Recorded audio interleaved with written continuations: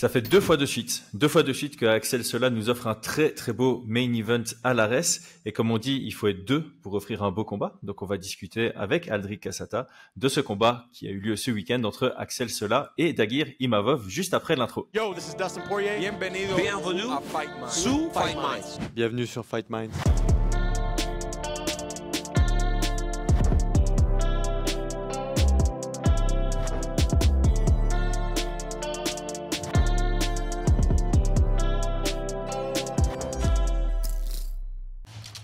Paris sur le MMA avec Unibet. Quelle sera l'issue du combat? Une soumission? Un KO? Paris sur la prime numéro 1 avec Unibet. 100 € de bonus sur ton premier pari. Je sais pas trop par où commencer. Il y a plein de sujets à aborder. Je vais peut-être aborder le sujet peut-être le plus, qui a mené au plus de discussions, le scoring des juges. Comment tu te positionnes par rapport à ça, Aldric? Il faut, pour être là comme ça, au moment où je te réponds, j'ai revisionné le combat, mais surtout sur des aspects technico-tactiques. Je me suis pas fait du round par round et tout, mais très objectivement, c'est dur, mais pas déconnant. Je pense que le cinquième est... Je suis d'accord avec tout. Le 18 du premier round, les 3 qui suivent pour nous. Je suis un petit peu dubitatif sur le cinquième, je trouve ça un peu dur. Cela étant, je trouve que c'est pas déconnant parce que on a fait des mauvais choix dans le cinquième. Même si je pense que on est un poil devant. Et pour les mauvais choix, le fait de pas garder certaines positions et de finir à quatre pattes sprawlé, je pense que il aurait dû être mieux géré ce cinquième. Donc non, c'est pas déconnant.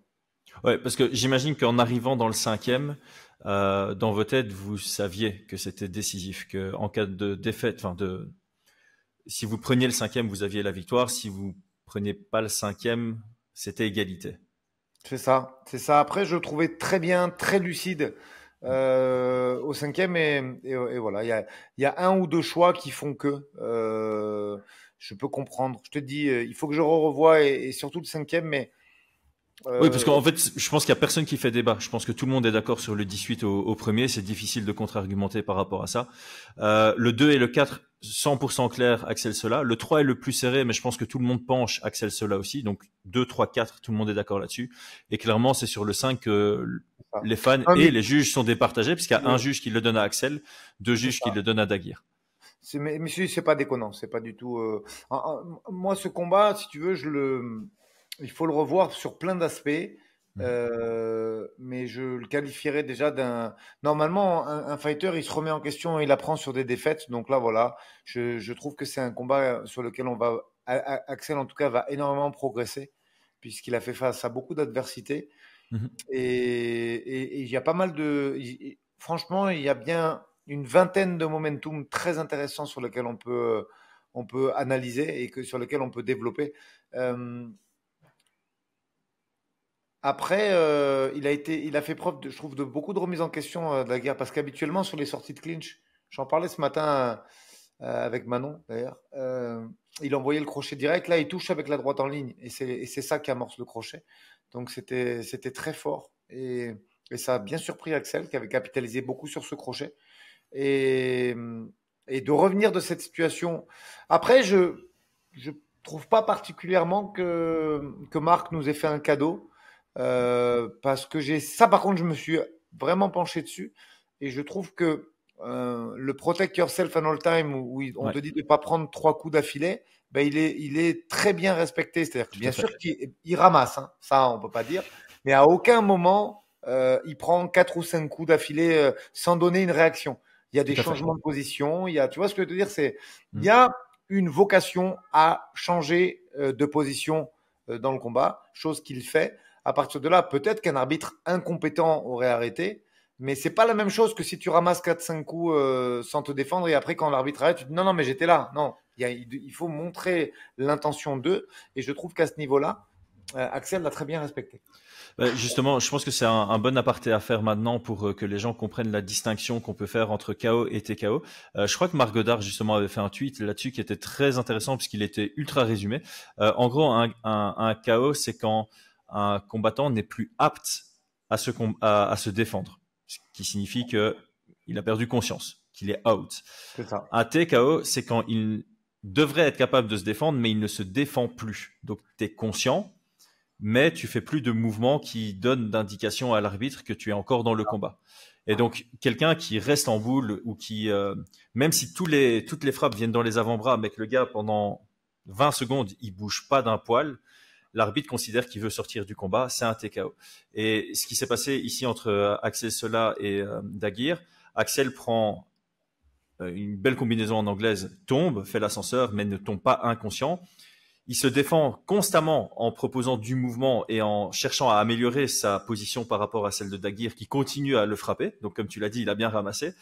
Il prend une deuxième grosse frappe avec le coup de genou.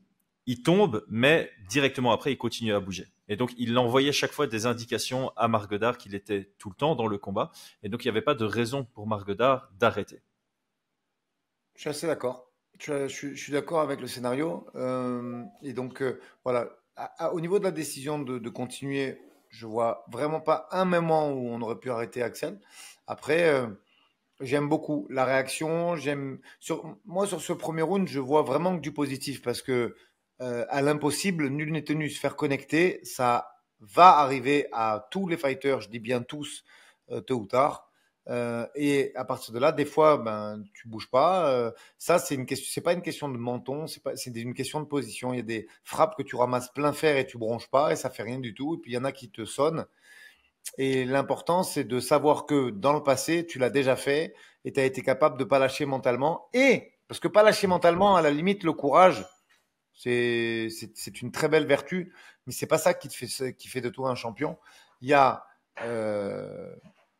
comprendre très rapidement, parce qu'au bout de 20-30 secondes, il a été capable de reprendre les consignes tout de suite, d'écouter ce que je lui disais, de recomposer, et surtout de refaire ce qu'il travaille à l'entraînement.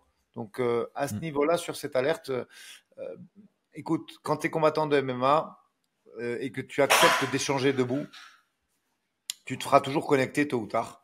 Et ce qui est important, c'est la façon dans laquelle il a rattrapé ça et surtout la façon dont il a pu capitaliser sur 2, 3, 4 pour gagner ses rounds et reprendre. Donc, ça donne plein d'indications sur la valeur. Oui, vas-y. Juste parce que maintenant, ça me fait penser à ça, mais ça fait penser à Frankie Edgar contre Gray Maynard 2, si je dis pas de bêtises, qui finit aussi sur une égalité en fait. C'est un draw, ouais. Moi aussi, donc voilà, ça vient de me tilter parce que j'ai fait un live ce midi où je parlais des draws pour des title fights à l'UFC et celui-là m'est sorti de la tête. J'avais pensé à Wonderboy contre Woodley, j'avais pensé à Deveison Figueiredo contre Moreno et à Grasso contre Shevchenko, mais j'avais pas pensé à Edgar. Ouais, juste. Mais Maynard, et là vraiment c'est pareil, c'est un 18 dans le premier et puis un Frankie Edgar qui revient. Ouais, pas mal. Et voilà, et je veux dire, c'est juste rassurant sur le mental, sur faire face à l'adversité, sur l'application de ce qu'il travaille à l'entraînement et sur le fait qu'il était largement prêt sur 5 rounds pour ce combat. Voilà, donc c'est des bonnes datas. Après, maintenant, il faut qu'il se repose. Moi, je veux en tout cas qu'il prenne plus de frappes pendant un mois, voire un peu plus, et retravailler sur certaines situations qu'on va isoler. Et encore une fois, ces situations, c'est pas le striking parce que ça, pour moi, c'est un fait de combat. Ça arrive et ça arrivera à n'importe quel striker de se faire connecter, quel que soit son niveau.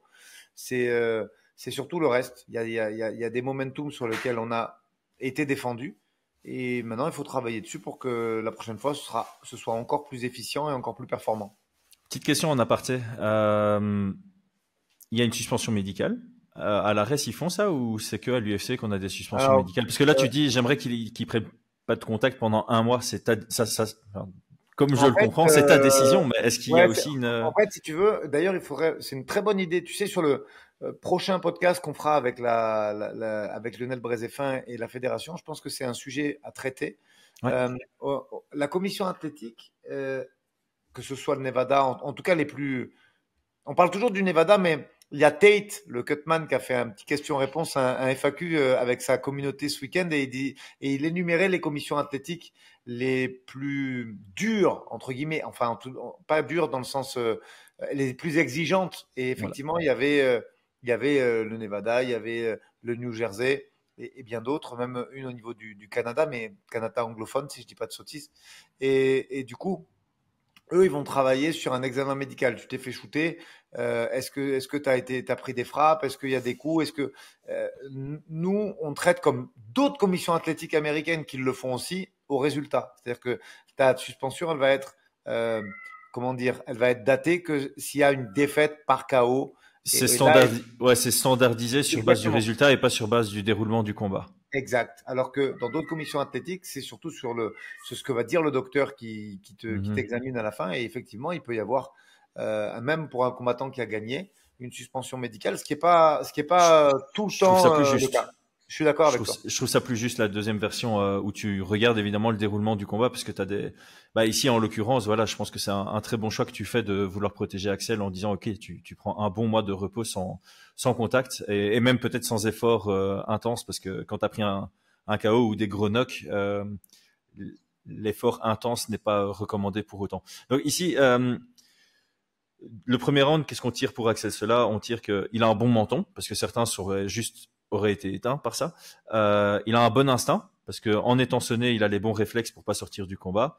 Et il a un beau mental, parce que certains auraient aussi baissé les bras dans ce genre de premier round, en sachant qu'il y en a 4 derrière. Et il a une confiance en ses compétences et aptitudes physiques, puisque quand tu te fais connecter comme ça, très souvent, tu es très fatigué après. Et quand dans ta tête, tu dis, oh, j'ai encore 20 minutes à tenir contre ce tueur, ça va être compliqué. Parlons justement de ce deuxième round où il retourne un peu la tendance. Euh, tu parles de momentum qu'il faut revoir. Est-ce que il y en a en particulier que tu retiens? Moi, évidemment, dans le deuxième round, j'ai envie qu'on discute de la tentative de Brabo Choke. Est-ce que selon toi, ça a été judicieux, Bah, bien exécuté, alors, peut-être 30 secondes judicieux, trop tôt? judicieux, je pense que dans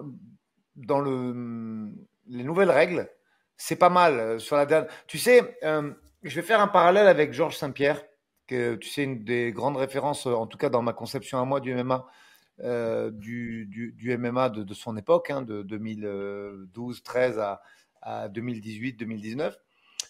Souvent, il demandait qu'on lui donne le top de la dernière minute pour faire son takedown et finir en top position. Il y a Hmm. beaucoup de combats, si tu regardes round par round, il y a beaucoup de rounds où il fait cela, effectivement, et il capitalise sur un takedown à la fin du round. Parce que les règles qui étaient les siennes et la façon de juger le MMA qui était à son époque, ben, favorisait le top position. Et c'était l'assurance sur un round serré où il y avait eu des jabs et peu de frappes effectives. Il y avait takedown dans la dernière minute avec contrôle de 1 minute en top position et grand and pound. Tu avais l'assurance de gagner ton round. Avant Cette règle, 2017, ça c'est ouais, ouais, c'est ça. avant les changements de 2017. Et là, on est maintenant, et tu le précises très souvent, parce que souvent les gens ils se focus, ils disent frappe effective. Non. Bon, bien sûr que les frappes effectives sont importantes, mais c'est les tentatives pour finir le combat. Mhm. C'est l'activité en général, c'est pas que les frappes effectives. C'est ça, Euh, j'ai toujours renommé dégâts en impact. Exactement. Et c'est important de comprendre cela parce que la tentative de soumission fait partie du panel qui peut faire basculer un round si tant est qu'il y en ait besoin. Et du coup, je pense que dans l'intention, c'est très bien d'aller chercher ça. Dans l'exécution, on est sur un Bravo un peu spécial où c'est difficile d'aller recomposer dans la garde. Il faut aller capturer l'épaule. Et effectivement, il aurait fallu.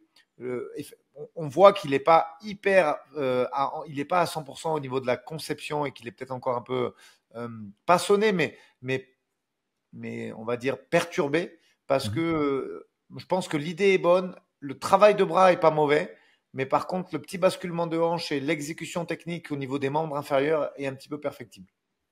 Ouais, parce que allez, vu de l'extérieur, hein, l'avis que j'ai eu directement quand j'ai vu ça, c'était euh, il était en train de prendre le round, donc il devait pas s'en faire par rapport à ça.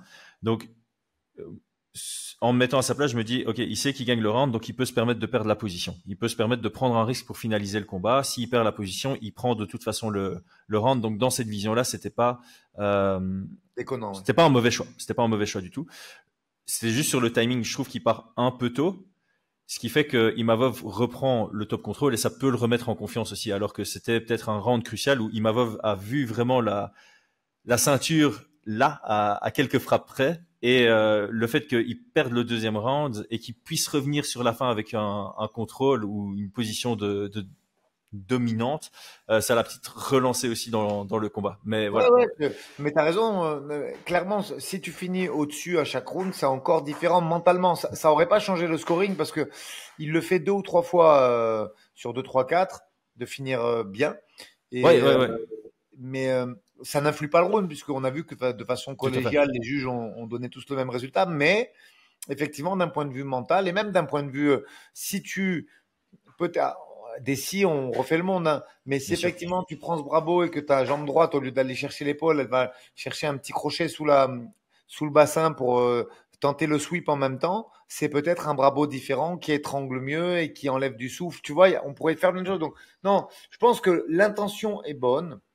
Il faut juste corriger un petit peu certains détails techniques de façon à ce que la prochaine fois, ce soit encore mieux. Parce Ah, qu'on a bien mais vu, hein, on a bien vu que, je te coupe, mais c'est important. En aucun cas, là, tout ce qu'il a fait, même dans le premier round, c'est parce que c'est programmé dans son ADN par la répétition technique. Même le rôle de clé de genou et tout est parfaitement exécuté. Et à un moment, Daguerre, il se focus sur les frappes sans faire attention à son bassin et à ses jambes. Et Axel roule en clé de genou. Et la tentative, en tout cas, même si elle a été très bien défendue, a permis de créer de l'espace et de scrambler. Et, euh, et je pense qu'au niveau de ce qu'il a fait, même sonné, il l'a très bien exécuté.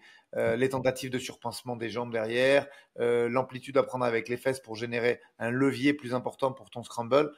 Tout ça, c'est des choses qu'on travaille beaucoup à l'entraînement et qui ont été parfaitement exécutées. Et je pense qu'effectivement, le Bravo, il faut le retravailler et corriger certains détails pour qu'il soit encore meilleur la prochaine fois. après, comme le dit toujours Brian sur Fight Mind, il y a soumettre à l'entraînement. Et puis il y a soumettre au combat. Et soumettre au combat, c'est quelque chose qui est extrêmement difficile. Et là, c'était typiquement une preuve parce que quand il part dessus, honnêtement, je pense que tout le monde, hormis les ceintures violettes et au-dessus, se disent ouf, ça va finir. Et comme tu l'as dit, il y a peut-être un ou deux petits détails qui font que Ah, il n'a pas réussi à finaliser ça. mais sur l'intention, je valide. Moi, je trouve que c'est bien de finir sur une soumission, surtout avec ces nouveaux règlements. Tu vois, c'est même ça qu'il faut faire, c'est-à-dire essayer de finir soit en accélérant debout, soit en tentant une soumission au sol. C'est l'ancienne méthode de Georges de faire takedown dans la dernière minute. Mais c'est alors, bien évidemment, tu peux pas accélérer une minute en striking, mais je pense que c'est des choses sur lesquelles il faut se familiariser parce que sur un round serré, Ouais. accélérer les 30 dernières secondes ou pouvoir tenter une soumission s'il y a un contrôle sur du ground game. Je pense que ce sont les nouveaux réflexes qu'il faut inculquer à nos combattants pour gagner des rounds qui étaient un petit peu disputés.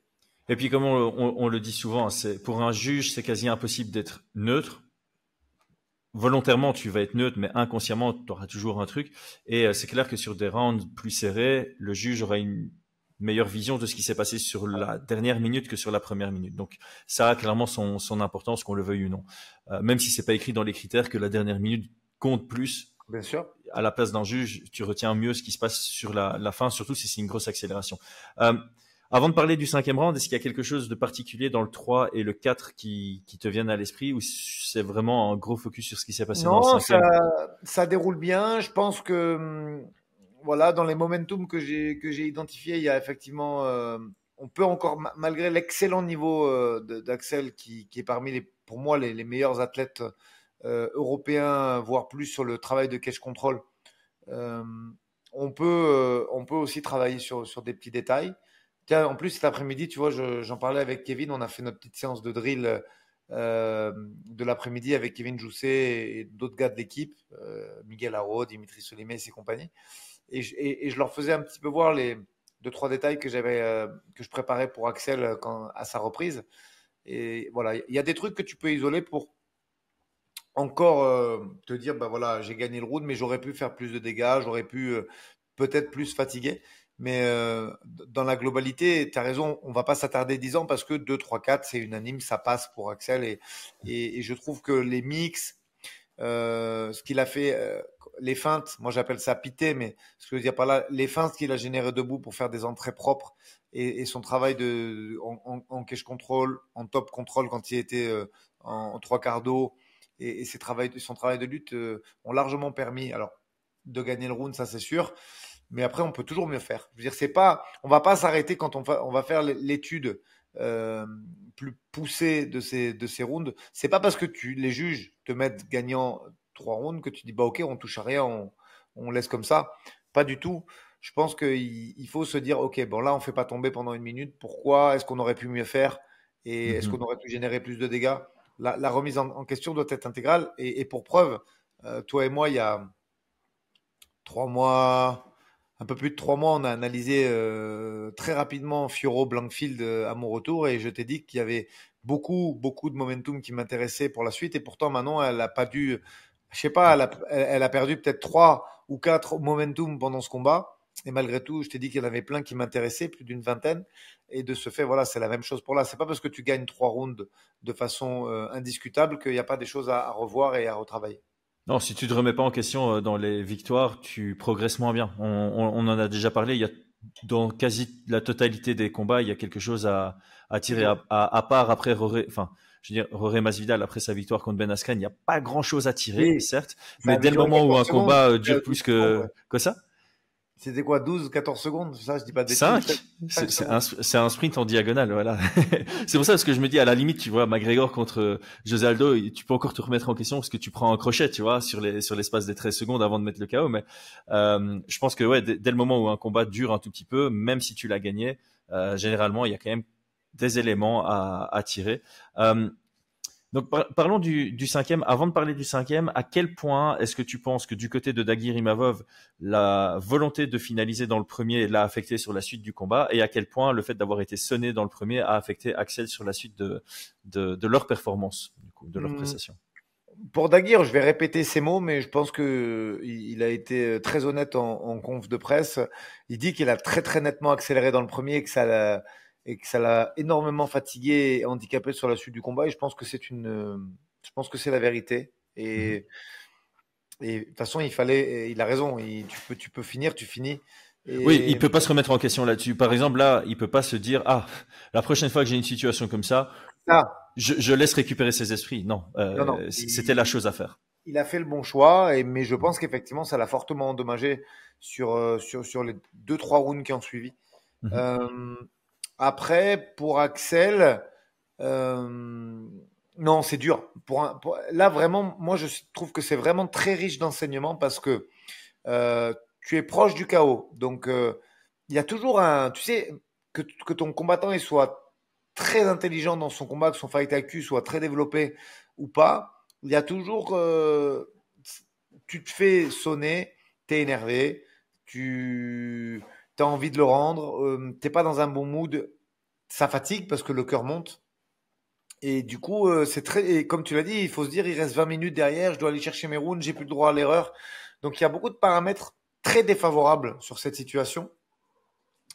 Et c'est pour ça que j'ai bien aimé sa lucidité déjà à la fin du premier, la façon dont on a pu remettre un game plan différent, un petit peu différent de ce qu'on avait prévu initialement dès cet interround et l'application qu'il a mis dans ce qu'on a mis en place avec Jérôme Vollerin, c'était hyper intéressant et rassurant, vraiment.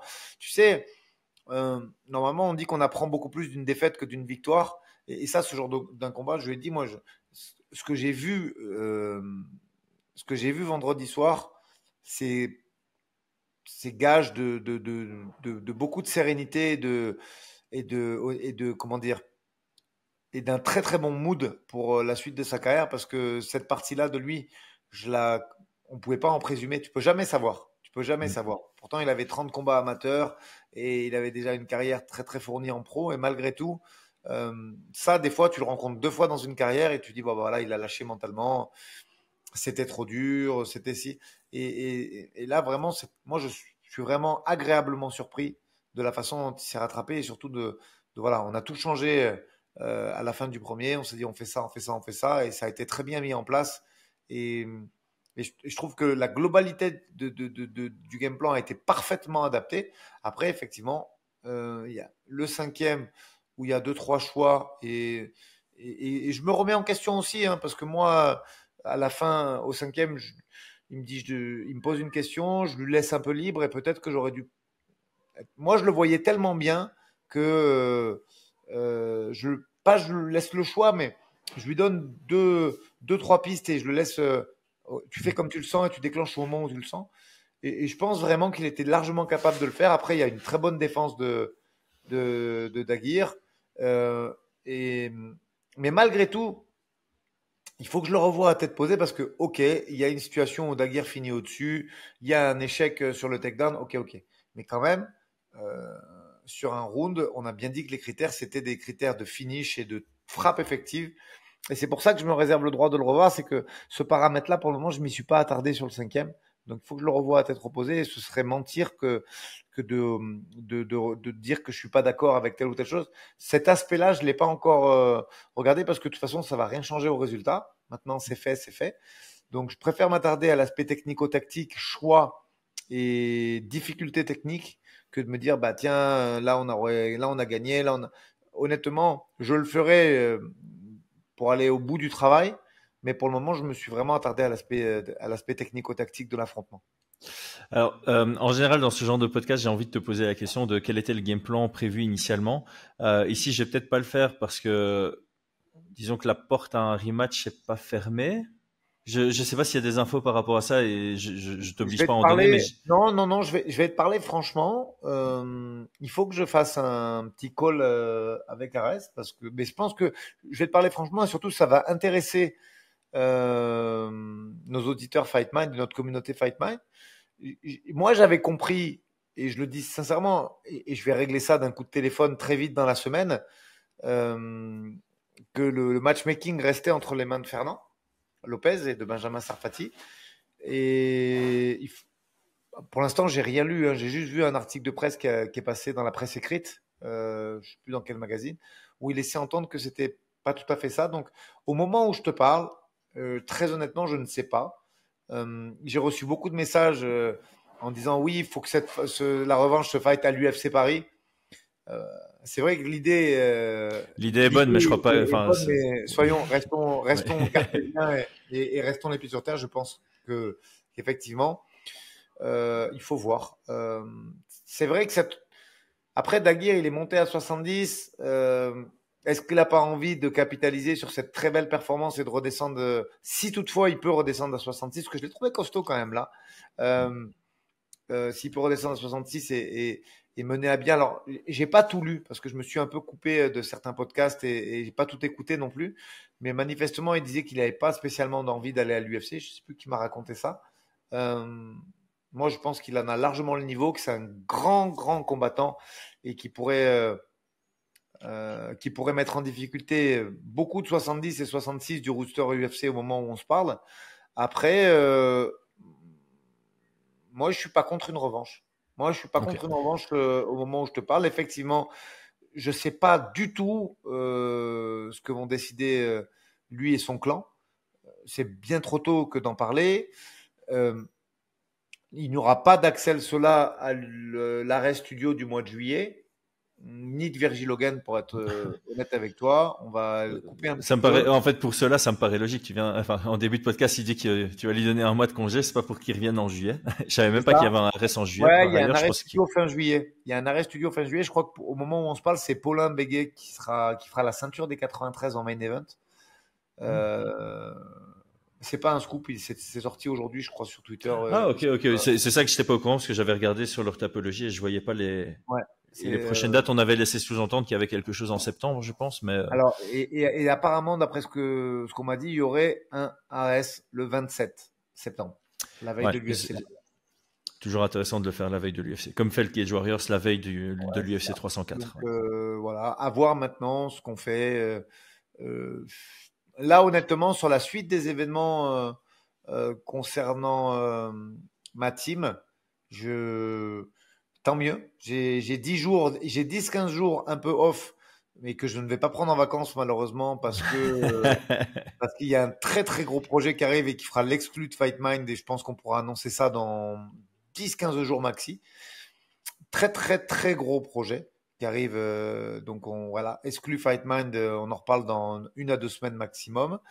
Et des choses qui peuvent se décanter aussi pour Manon, puisque ça, c'est pas un scoop. Au moment où on se parle, bah, il y a un 14 septembre à la Sphère et Valentina, ça fait 3 fois qu'elle manifeste son mécontentement quant à la participation à cet event, puisque ça favoriserait Grasso, puisque c'est un événement qui s'appelle Noche, qui est fait pour l'indépendance du Brésil, et ceci du Brésil, du Mexique. Mexique, pardon, et ceci et cela. Donc voilà, il y a des choses qui vont se solutionner dans les 10-15 prochains jours. Et voilà, mais en tout cas, globalement, il ne devrait pas y avoir de fighter du boxing en juillet à l'ARES. On va capitaliser, je pense, sur septembre, que ce soit Elias Giroud, il fait sa saison d'été puisqu'il bosse, il bosse aussi. Voilà, je pense que en toute objectivité, il y a peut-être des fighters qui sont amateurs ou un peu moins connus en professionnel qui vont combattre, mais sur les top fighters de l'équipe, je pense très objectivement qu'il n'y aura rien avant septembre. On va couper un peu, retravailler sur ce qu'il y a lieu de retravailler, refaire une caisse pour ceux qui ont besoin de refaire un peu une caisse et travailler sur les projets de fin d'année qui sont très très intéressants. Est-ce qu'on pourrait finir le sujet sur quand même remettre un peu de respect sur les deux combattants parce que ça a été un très beau combat, très engagé sur 5 rounds, on s'est pas du tout ennuyé et ouais, autant Daguerre qui je pense a surpris beaucoup de monde parce que beaucoup de gens voyaient cela ultra favori dans ce combat et force est de constater que Imavov lui a posé problème et a réussi à tenir tête et à être performant dans le 5e round en ayant un peu accusé le coup de ce qu'il avait produit comme dépense énergétique dans le premier, au même titre que cela qui a réussi, comme on l'a déjà souligné, à passer la tempête du premier round et directement répondre présent à partir du deuxième. Ça paraît bête, mais ce matin, j'ai pensé aux deux combattants parce que j'ai fait un test, enfin pas un test, mais j'ai fait un gros Tabata là sur le Asso Bike. Et après, je me suis positionné en position bébé là parce que je cherchais mon souffle pendant 5 minutes. Et je me suis quand même dit, les combattants, ils arrivent dans cet état-là, sauf qu'il y a quelqu'un face à eux qui essaye de les tabasser. Et je pense que même les pratiquants de MMA, mais qui combattent pas, et ceux qui regardent le MMA sans avoir été à l'entraînement, ils se rendent pas compte de ce que c'est l'état de fatigue que peuvent ressentir les combattants, mais avec quelqu'un qui essaie de leur arracher la tête ou de leur arracher un bras. Et donc, je pense que c'est bien aussi de temps en temps, en tant que fan en tout cas, de prendre son temps pour être reconnaissant du travail que font ces athlètes pour nous offrir des combats de ce genre. Et j'invite vraiment tout le monde, même les lambda, à essayer de pousser leur cœur à 100% pendant un temps prolongé, et puis s'imaginer être dans un combat avec cet état de fatigue avancé. Ça remet un peu les choses en perspective pour tous les gens qui se permettent de manquer de respect aux combattants et à ceux qui montent dans la cage. C'est un petit test à faire. C'est un petit test à faire. Je suis d'accord avec toi. Après, moi, je l'avais dit, pour nous, Daguerre, c'était le meilleur adversaire que rencontrait Axel à ce moment de sa carrière. Voilà. Pourtant, il y avait déjà eu Tourpal que j'estime énormément, que j'aime beaucoup d'ailleurs. Il y avait déjà eu avant un UFC vétéran en la personne de César Alzemendia qui avait fait 2 combats à l'UFC et le The Ultimate Fighter. Donc voilà, malgré le fait qu'il y avait déjà eu, et je précise, un Ultimate Fighter UFC vétéran en activité et pas un pré-retraité, parce que ça aussi, ça existe. Et voilà. Et donc, voilà, il n'y a eu aucun manque de respect dans la préparation. On a fait venir Mehdi Dakaev. Le camp a été parfait. Mais en ce qui nous concerne, moi, Daguerre, je savais très bien que c'était très dangereux, très fort, très bon boxe, très complet, au même titre que son frère. Je veux dire, les chiens ne font pas des chats et surtout, voilà, c'est le même ADN, les deux. Et puis, il n'a pas 40 ans, il en a 32 ou 33. Donc, mais donc au niveau du matchmaking, je suis très satisfait. Au niveau de l'adversité qu'a eu Axel, comme je l'ai dit, ça arrive. Mais la façon dont il a surmonté ça, c'est ultra positif. Non, alors bien sûr que même si moi je promets, et je le dis à la communauté Fightman, on n'avait pas du tout anticipé la suite. On s'est dit combat par combat, il n'y a pas de suite possible. Mais bien sûr que cette UFC Paris, c'est devenu le rendez-vous annuel de l'UFC avec la France. On savait qu'Axel était bien placé pour être dessus. Donc forcément, lui, il a eu un peu de regret à la fin parce que ce match nul, il est très pénalisant, je trouve, pour les deux. Et parlons-en. Parce qu'en fait, moi, j'avais dit, et je l'avais dit, je crois, sur Fight Mind, que le vainqueur ne signerait pas forcément, mais s'il y avait un vainqueur avec la manière, Ouais. il y avait de grandes chances que la discussion soit ouverte. Mais en fait, je pense qu'il ne faut pas forcer le destin, tu vois. Si derrière, déjà, on ne sait pas ce qui peut se passer. Ça, on sait des fois qu'il peut y avoir des short notices, que ce soit pour l'un ou pour l'autre, hein. Bien sûr. Aucune idée de l'avenir pour le moment, au moment où on se parle. Euh, je pense que voilà, les choses n'arrivent jamais sans raison. Et je pense que aller à l'UFC avec cette nouvelle expérience qu'il a eue et qu'il a surmontée, c'est bien parce que, comme je dis à chaque fois, tu vois, c'est de la data. Un fighter, c'est de l'information, c'est des situations auxquelles il a fait face. Et je pense que d'avoir eu un très, très, très, très grand combattant comme Daguerre, très complet, dur à amener au sol, qui frappe fort, qui est capable de changer ses combinaisons en plein combat par rapport à ce qu'il fait habituellement, c'est un gage tu te dis, ok, j'ai déjà fait face à ça, cette situation, je la connais, je sais que je vais m'en sortir.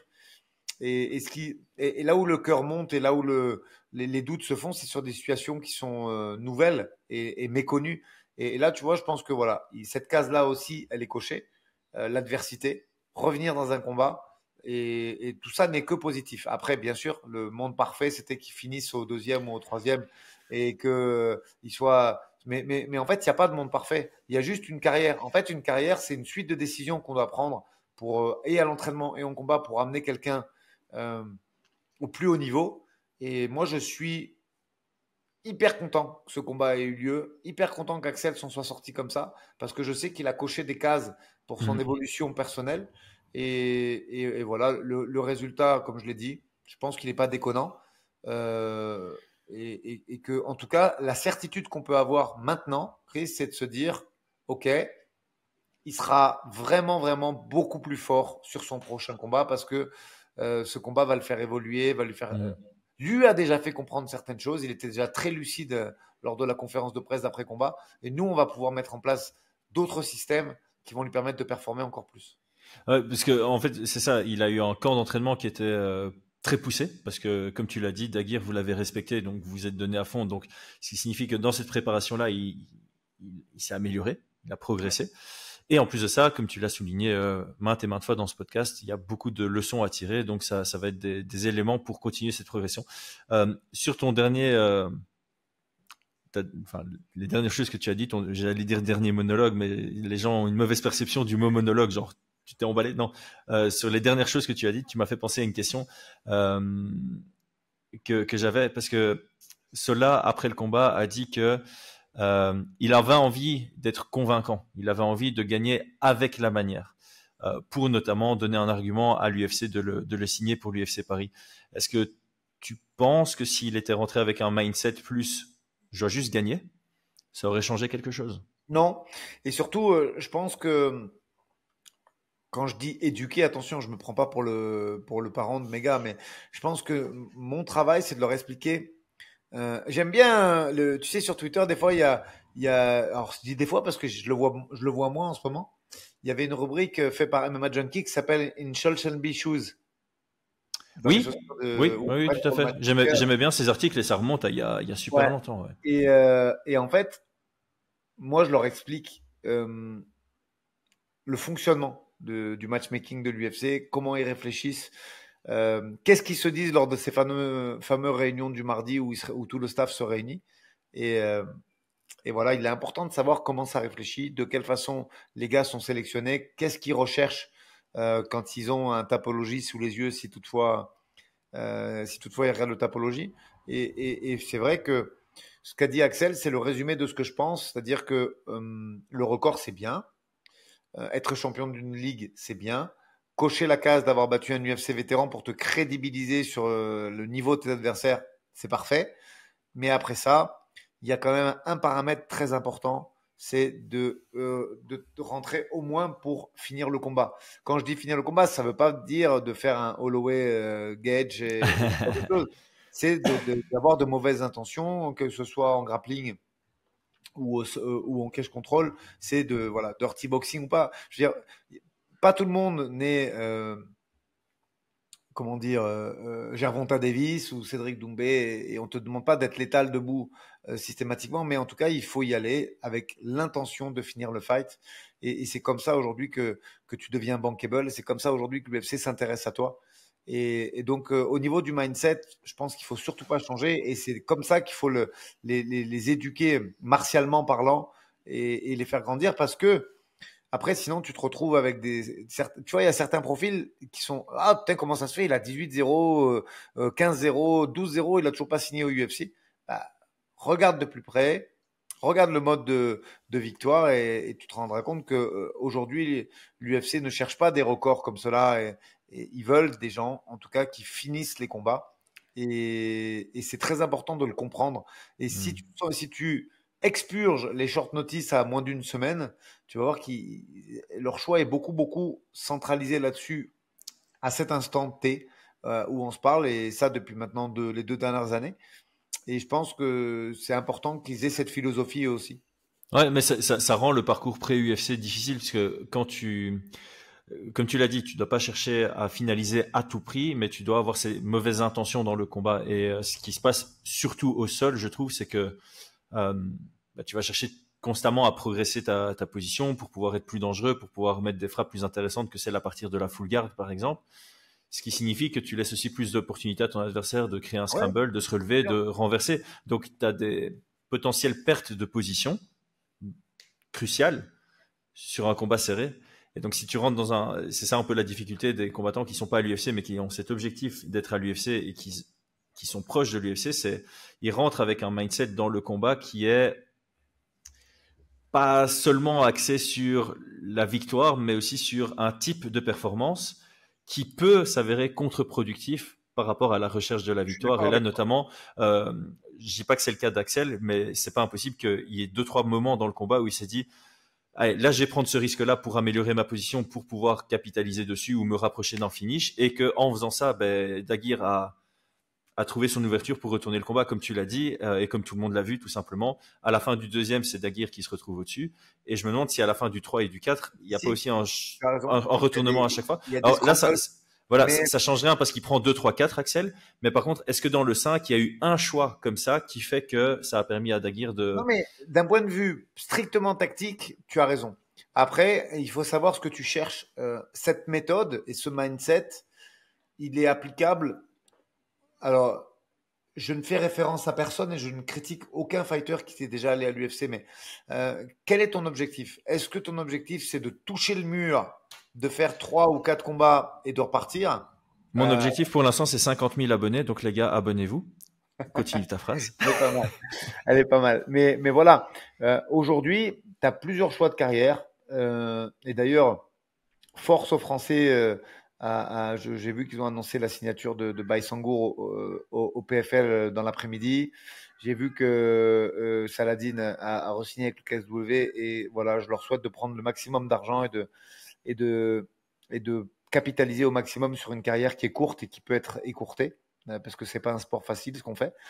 Après, voilà, nous on a fait d'autres choix qui sont des choix de perspective, qui sont des choix de... Quand je dis de grandeur, mais c'est pas de grandeur, c'est que voilà, aujourd'hui, on est tous en tout cas d'accord pour dire que le choix sportif par excellence, c'est l'UFC. J'ai pas envie on fera, si vous voulez, un autre coach talk où on parle d'argent.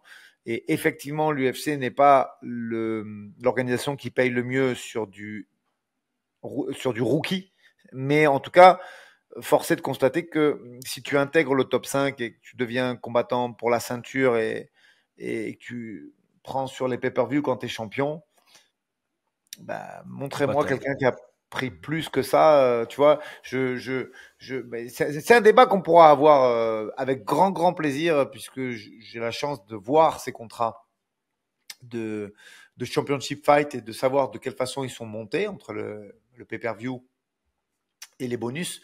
Donc, il sera peut-être l'occasion d'un coach talk en live où on répond à des questions, de parler de cet aspect financier. Mais en tout cas, pour revenir à ce que Virgil Haugen et Axel Sola veulent faire de leur carrière, ils veulent l'UFC parce que à 26 et 27 ans, leurs objectifs sportifs sont là-bas, parce qu'ils veulent suivre Manon là-bas, essayer de gravir les échelons et Et je pense que moi, j'ai envie de les encourager parce que j'y crois.